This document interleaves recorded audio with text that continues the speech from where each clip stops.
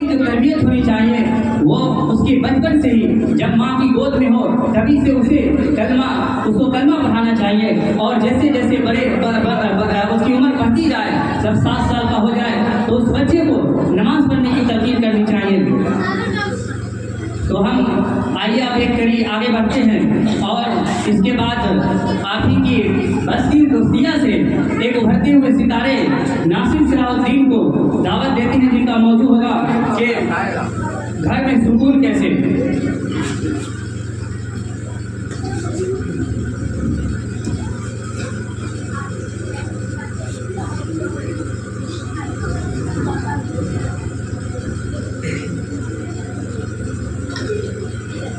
السلام علیکم ورحمۃ اللہ وبرکاتہ۔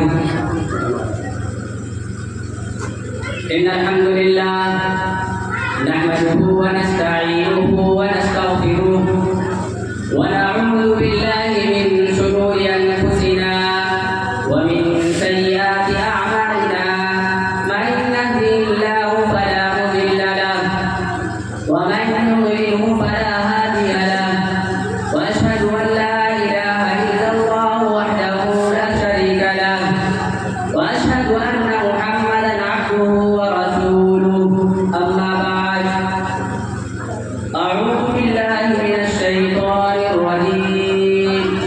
بسم اللہ الرحمن الرحیم۔ افمن اسس بنیانہ علی تقوی من اللہ ورضوان خیر ام من اسس بنیانہ علی شفا جرف النار فانہار به فی نار جہنم واللہ لا یہدی القوم الظالمین۔ محترم سامعین، میرے بھائیوں اور بہنوں، آج کا ہمارا ٹاپک یہاں بیٹھے ہر انسان سے ہے۔ اس کا تعلق مردوں سے بھی ہے اور اس کا تعلق عورتوں سے بھی ہے۔ ہم لوگ کہیں نہ کہیں ایک فیملی کے ممبر ہیں، ہم کسی کے باپ ہیں یا تو کسی کے بیٹے ہیں یا کسی کا شوہر ہے یا کسی کے بھائی ہیں۔ ہمارے عورتیں یا تو کسی کی بیوی ہے یا کسی کی ماں ہے۔ انہی لوگوں سے بنتا ہے گھر اور گھروں سے بنتا ہے سماج، لیکن ہم لوگ نظر دوڑائیں کہ ہمارے سماج میں، ہمارے گھروں میں کس چیز کی کمی ہے، تو دیکھا جاتا ہے کہ اکثر لوگ چین سکون چاہتے ہیں، امن و امان چاہتے ہیں، لیکن گھر میں سکون آئے گا کیسے، یہ ہم لوگ نہیں کوشش کرتے کہ ہمارے گھروں میں سکون کیسے آئے گا۔ آئیے ہم ان ایقات کو ایک بار دیکھے آپ لوگوں کے پیش کرتا ہوں۔ اگر ہم لوگ گھر میں سکون چاہتے ہیں تو عقیدہ توحید پر گامزن ہونا ہوگا، اور اسی طرح قرآن کی تلاوت کرنی ہوگی۔ اللہ تبارک و تعالی نے فرمایا الذین آمنوا ولم یلبسوا ایمانهم بظلم اولئک لهم الامن وهم مہتدون۔ جس شخص نے ایمان لایا اور اللہ رب العالمین کے ساتھ کسی کو شریک نہیں کیا، یہی وہ لوگ ہیں جو کامیاب ہونے والے ہیں۔ حضرت یعقوب علیہ السلام کا وہ نصیحت یاد کیجیے۔ حضرت یعقوب علیہ السلام جب موت کا وقت ہوا تو اس وقت اپنے 12 بیٹوں سے یہ فرما رہے تھے ام کنتم شہداء اذ حضر یعقوب الموت اذ قال لبنیہ ما تعبدون من بعدہ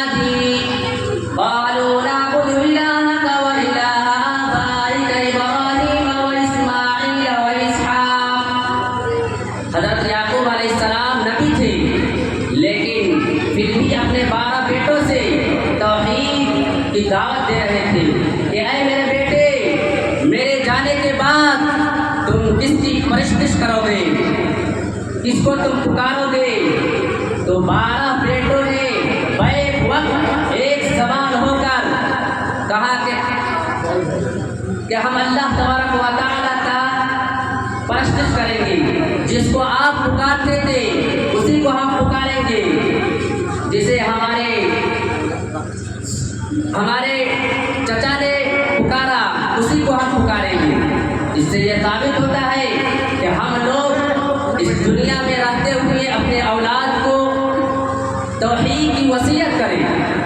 ہم لوگ مال اور پراپرٹی کے بارے میں تو وصیت کر جاتے ہیں، لیکن توحید کے بارے میں وصیت نہیں کرتے۔ اگر گھر میں سکون چاہتے ہیں تو توحید پر گامزن ہونا ہوگا اور اپنے اندر توحید کو بیٹھانا ہوگا۔ اسی طرح اگر گھر میں سکون چاہتے ہیں تو ایک دوسرے کی مدد کرنی ہوگی۔ اماں عائشہ سے سوال کرتے ہیں کہ اے اماں عائشہ کہ آپ صلی اللہ علیہ وسلم جب گھر میں ہوتے تھے تو کیا کرتے تھے؟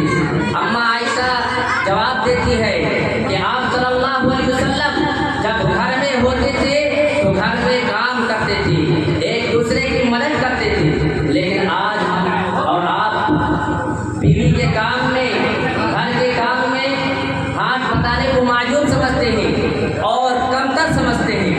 نہیں میرے بھائیوں، گھر میں کام بتانا یہ سنت ہے۔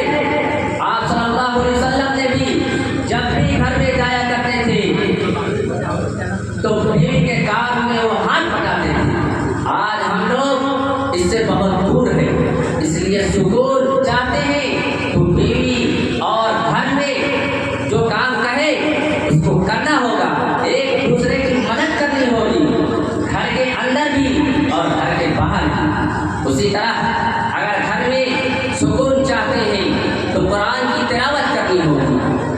آپ صلی اللہ علیہ وسلم نے فرمایا خیرکم من تعلم القرآن وعلمہ، تم میں سے بہتر انسان وہ ہے جو قرآن سیکھے اور سکھائے۔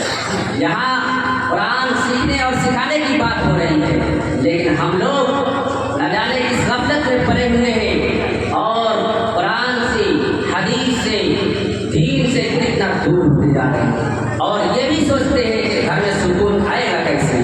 میرے دین بھائیوں، اگر گھر میں سکون چاہتے ہیں تو اولاد کی تربیت کرنی ہوگی، جیسے کہ حضرت مریم علیہ السلام اپنے نواسے کے اندر اپنے ماما کے گھر زکریا علیہ السلام کے گھر پہ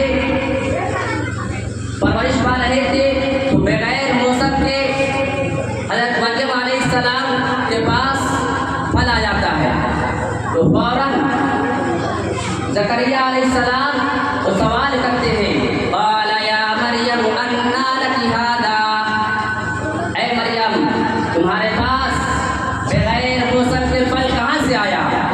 اس نقطہ سے ہمیں عبرت حاصل کرنا ہوگا کہ ہم اپنے بیٹے کو اور اپنے بہن اور بیٹیوں کو کہیں کچھ غلط کام کرتے ہوئے دیکھیں اور ہمارا یہ خیال رکھے کہ ہمارا بیٹا کہاں جا رہا ہے اور وہ وہاں سے کیا لا رہا ہے، اس کے پاس کیا ہے، وہ اگر موبائل دیکھ رہا ہے تو یوٹیوب پر کیا دیکھ رہا ہے، اس کی بھی ذمہ داری آپ کی ہوتی ہے۔ اور اگر گھر میں سکون چاہتے ہیں تو اپنے اولاد کی اچھی تربیت کرنی ہوگی۔ اسی طرح اگر گھر میں سکون چاہتے ہیں تو چھوٹوں سے رحم کرنا ہوگا اور بڑوں کا احترام کرنا ہوگا۔ لیکن آج ہم لوگ اور ہمارے چھوٹے چھوٹے ننھے بھائی اگر وہ غلط کام کرتے ہیں تو سماج میں، سوسائٹی میں اگر کوئی گارجین اس کو منع کرتے ہیں پینے سے، سگریٹ پینے سے، تو وہ فوراً پلٹ کر جواب دیتا ہے۔ یہ پلٹ کر جواب دینا ہی غیر سکون کا باعث بنتا ہے۔ اس لیے اگر ہم چھوٹوں پر شفقت کریں گے تو چھوٹے ہمارے احترام کریں گا. اس لیے گھر میں سکون چاہتے ہیں تو من لم یرحم صغیرنا ولم یوقر کبیرنا فلیس منا والی حدیث پر عمل کرنا ہوگا. اللہ تبارک و تعالیٰ سے ہم دعا گو کہ اللہ تبارک و تعالیٰ ہم تمام کے گھروں میں امن و امان پیدا کرے. اللہ تبارک و تعالیٰ سے دعا ہے کہ اللہ تبارک و تعالیٰ ہم سب کو کہنے سننے کی اجازت و عمل کرنے کی توفیق عطا فرمائے. ماشاء اللہ. یہ تھے ناصر صلاح الدین جو نصیحانہ انداز میں خطیبانہ انداز